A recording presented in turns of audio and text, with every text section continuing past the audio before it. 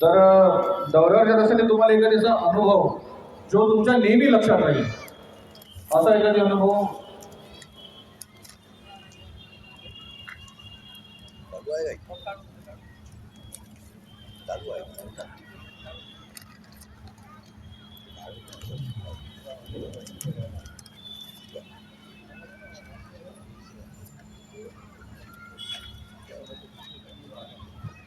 Hello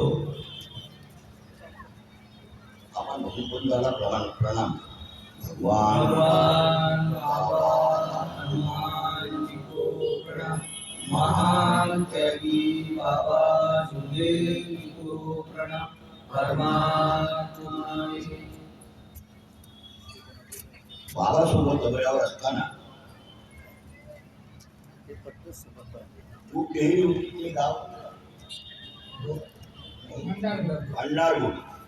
भंडारगुडीचं तुमचं गाव येत होतं. त्या गावात दौरा संपल्यानंतर दुसऱ्या गावात जायचं होतं. भंडारगुडीमध्ये असं गाव सांगा, त्याचं नाव नाही आठवत मला. त्याचं नाव नाही आठवत गावाचं. मला माझ्या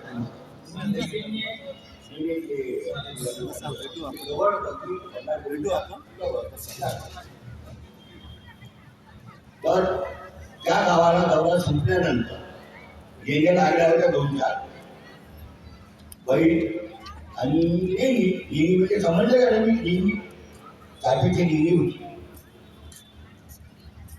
तर लेणी बैल बंडी समजा बंडी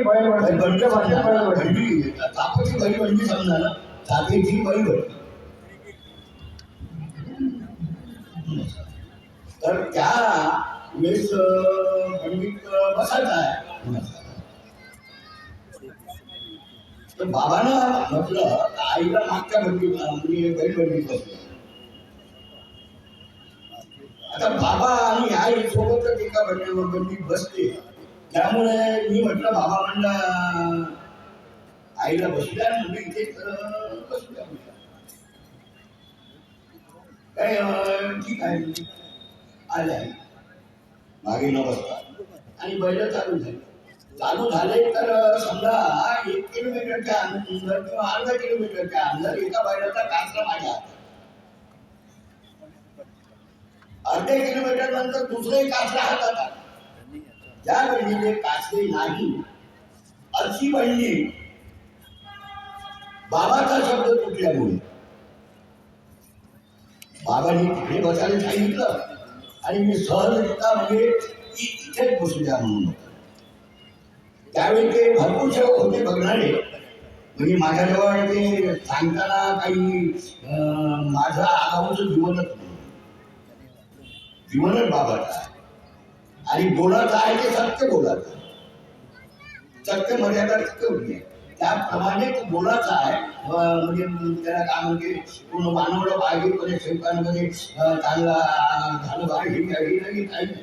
हे जर पूर्ण केलं तर खूप म्हणजे धन्य भगवंत धन्य उपकार. तर तेवढी चूक बाबा काही म्हणजे त्या चुकीमध्ये काही मला उद्देश काही नाही. तर बिना कासऱ्याची बंडी बिना पेची गाडी रुपाचं काम नाही रुपायला तयार नाही. ते ज्या ठिकाणी जायचं होतं तिथं उभे राहा सर्व शेवकाला झालं का म्हणजे पाटील रचना होईल म्हणजे भयंकर झालं होतं. रचना होईल झालं का म्हणजे तुमचं शब्द तोडण्याचं कार्य नाही समजलं. शब्द तोडण्याचा कार्य म्हणजे हा साधा जो विषय आहे हा नाही समजलो. तर म्हणजे आईला मागं बसायला बाबांनी सांगितलं होतं का म्हणजे तुम्हाला. हो तुम्ही काय म्हटलं म्हणजे तिथेच बसू द्या. मी काहीच नाही म्हटलं म्हणजे तुम्हाला.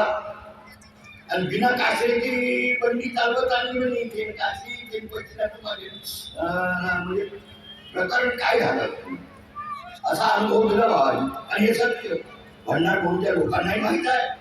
एका बाजूच्या गावाच्या बाजूच्याही आणि त्याच्या भंडारगुडीच्या एका बाजूच्या 3ही गावाच्या लोकांना त्यापैकी त्या विषय असणाऱ्यांना हे चर्चा म्हणजे गाव भर शेवकालाच मालूम आहे असं नाही. गाव म्हणजे